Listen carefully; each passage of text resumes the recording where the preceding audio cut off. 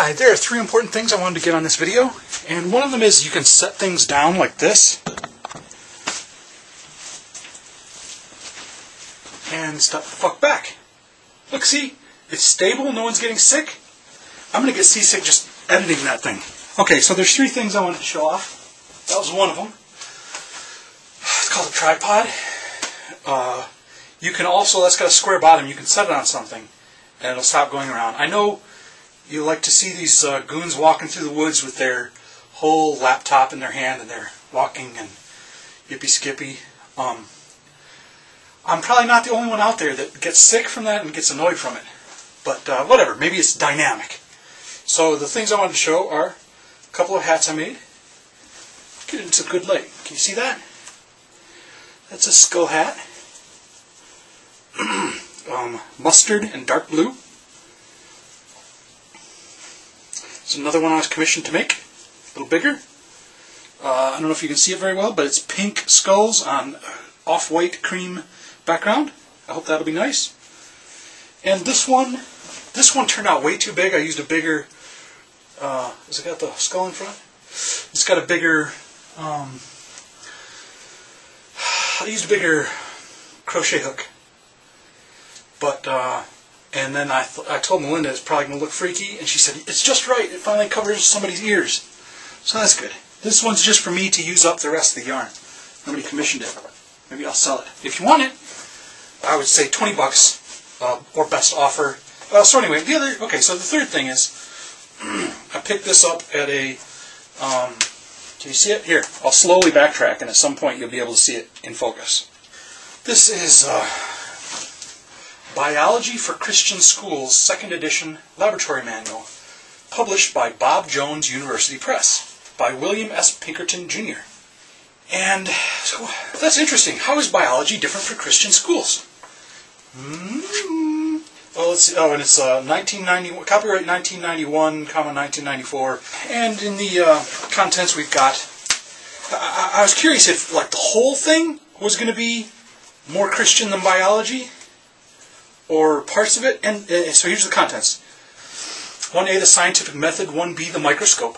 2, osmosis and digestion. 3A, basic cytology, blah, blah. Genetics, blah, blah, blah.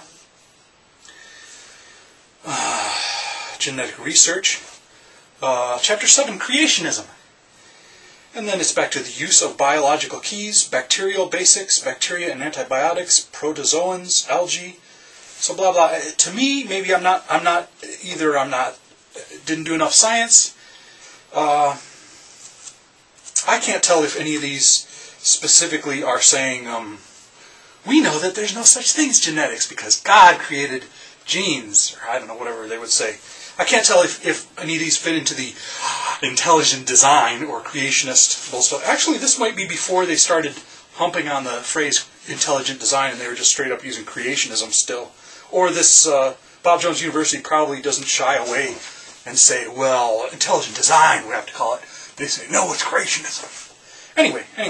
So I wanted to read some parts from that lab on creationism. Now, it's okay, so you got typically, so let's say you're studying cellular organelles and processes here in Canada. Here's an example of materials that sound familiar from biology classes I had in high school. Materials, anacarsis or LOD leaves, banana, methylene blue, dissection kit, illuminator, cotton swabs, salt solution, microscope, glass slides, cover slip, etc., etc. That's the kind of thing, you're going through a laboratory manual, that's the kind of thing you'd expect to see. So here's Chapter 7, Creationism, My Beliefs and Defense. For this lab, materials are a Bible. That is all. Goals: to think through information about creation and decide upon a biblical position. To defend a position on creationism biblically and logically. It is one thing to read and hear about creation, and quite another to know what you believe. It is one thing to know what you believe, and still another to defend your position. In this exercise, you are asked to state your position on various creationist topics, and to give your reasons for taking these positions. As you do this lab, think about how you would use this information to deal with someone who has not had the advantages of a Christian education that you have had. The first section says, My Creationist Creed. A creed is a short statement of belief. It normally lists, without explanation, what a person or group believes. Of course, for a Christian, any creed must reflect biblical positions. In the space below, write your personal creed regarding creationism. Using your own words, cover the main aspects of creationism. After each statement, list in parentheses the scripture passages which support it. I believe, dash, and a bunch of blank lines for you to fill in. So, I'm kind of curious if they... Are students in a Christian school at that point allowed to say, I find no reason to believe in creationism? I believe in evolution? Are they allowed to say, I believe it's possible to be Christian and still believe in evolution? Not believe in literal creationism? Or are they allowed to say, I'm not Christian? I don't know. Who knows? And if they do, is it marked correct or incorrect? Or is it just a talk to me after class so I can convince you? Who knows? I don't know. Maybe they're cooler than that. I don't know. Cooler. So here's another question. And I should note, this is a lab manual. They show a little picture of a textbook version, Biology for Christian Schools, and it refers to that sometimes. So it would be interesting to read that chapter. But all we've got here now is this lab based on their other chapter. So I'm sure they probably, this is probably like chapter 7. This is why creationism is true. This is why evolution is bullcrap. Blah, blah, blah. Chapter length. And then now the lab, sit down with a Bible and regurgitate what you read in the chapter. I don't know. I could be wrong. Maybe it's much more sophisticated than that. Next comes my answers to some evolutionist statements. Below are several statements frequently used to defend evolutionary theory. Based on the information you find in Chapter 5 and other areas in the text, as well as outside references if necessary, answer the following arguments with logical, scientific, and if possible, scriptural statements. Use additional paper if necessary. What was Chapter 5? Chapter 5 was genetics. Ooh, genetics. I don't know. Anyway, okay. Question 1. According to many evolutionists, reptiles are the evolutionary ancestors of birds. Microscopic examination shows that scales and feathers grow from the same types of tissues in the skin. Evolutionists use this fact to support their argument that scales evolved into feathers. Evolutionists disregard the fact that there is no fossil evidence of such evolution. They claim that fossils of feather evolution simply have not been located. What arguments would you use to support the creationist position that birds did not evolve from reptiles? And then there's lots of blank lines. I don't remember if I said it already, but feel free to make a video response or put in your comments your answers to any of these questions.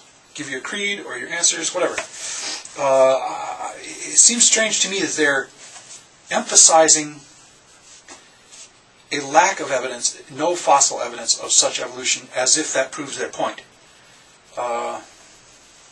Disregard the fact. I don't know. So they're not saying, here's some evidence that proves that theory is wrong. They're saying, I guess they're saying there's a gap in the evidence. They're accusing evolution of having a gap in the evidence. That should be fair for them to make, if it's true. I don't know this detailed enough to know. I'm guessing that these are straw man arguments put in the mouths of people who believe in evolution, like me. But I mean more sophisticated people more sophisticated arguments for evolution. I don't know what all of the proofs are of evolution, although I've heard it's pretty solid theory like gravity. Question 2. Bigfoot, Sasquatch, has been sighted and even photographed repeatedly over the past several decades in the wilderness area of the American Northwest. Some people claim that these creatures link apes and man, assume that these organisms are real and that one is caught. There would be widespread publicity pointing out the organism's ape-like and man-like characteristics and declaring that an evolutionary link had been found. If this information were presented by the press, what would be your position? Number 1, it's not necessarily true that, everybody, the part of the legend or pop culture is that Bigfoot would be a missing link. That's not necessarily true. It could have evolved parallel with humans. Like chimpanzees, you don't have little monkeys that are alive today, big monkeys that are alive today, bigger monkeys that are alive today, and then humans. Chimps and gorillas and apes and spider monkeys that we see today evolved alongside humans, and they probably have weird-looking ancestors too. Some of them we may share in common. I'm pretty sure. Could be wrong. It's just like with a chimp. It's not necessarily true that everything that's alive today would be a missing link. So that's one part that is silly. Another thing is, I think they're preparing for the...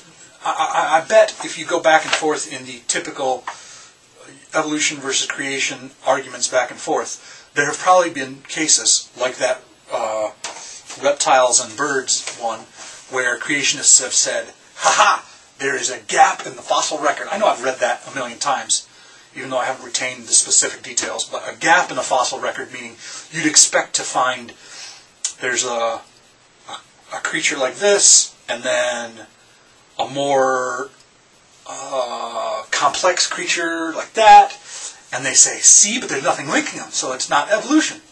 And then later they find one, and it's basically filled. And from what I've read, one of the arguments on behalf of creationists that creationists make is they can always try to find a more and more gap. I mean, you fill in that gap and they say, yeah, but between that one you just found, that missing link, and the one before, there's still a gap there. And they would just keep claiming a gap every time. I mean, we know that you have a mother. We know that you're there. We know that you're similar. But there's a gap between the two. I don't know. I don't know how it goes. That's an accusation I've heard evolutionists claim. Evolutionists? That's a weird way of putting it. Scientists? Can you put it that way? Biologists? Since most of them believe in evolution? That would be a valid way to say it. But, okay, evolutionists. Question 3. Evolutionists often claim that homology, this is italicized, so you can look it up in your vocabulary, I guess. Homology indicates common ancestry. The fact that the arms of many vertebrates contain the same number of bones, and they refer to an illustration in the textbook, which I don't have here, is often used as an example of homology. Fish, frogs, lizards, birds, rats, monkeys, and man all have digestive systems with a liver attached by a tube to the intestines just below the stomach. Evolutionists argue from this similarity that all these organisms can be traced to a common ancestor. How would you argue against this logic? Question 4. Almost all the mammals of Australia belong to the order Marsupialia, pouched mammals such as the kangaroo and koala. Evolutionists generally believe that these are lower mammals because their reproduction does not involve a placenta, which is a, quote, complex structure, unquote. Some evolutionists claim that there is no environmental pressure upon these marsupial mammals to develop into placental forms. Because of this, these pouched mammals contentedly continue to live in Australia. What arguments can you give against the evolutionary concept that marsupials are a, quote, lower, unquote, form? And it's just interesting to me that I can picture where you might say, here are some facts. How does this fit into the theory? But these ones are so defensive. These are like, here are their claims. How can you shoot them down? I don't know. I would have expected biology, science to be about, put these together and see how they add up to, I don't know. Are there any, have you ever seen a biology manual, a science laboratory manual, where you sit down and try to defend against and shoot down the arguments of flat Earth? Or there aren't that many other controversial scientific claims, though, I don't think. Could be wrong. So anyhow, that's about all I had to say. Thank you for your time.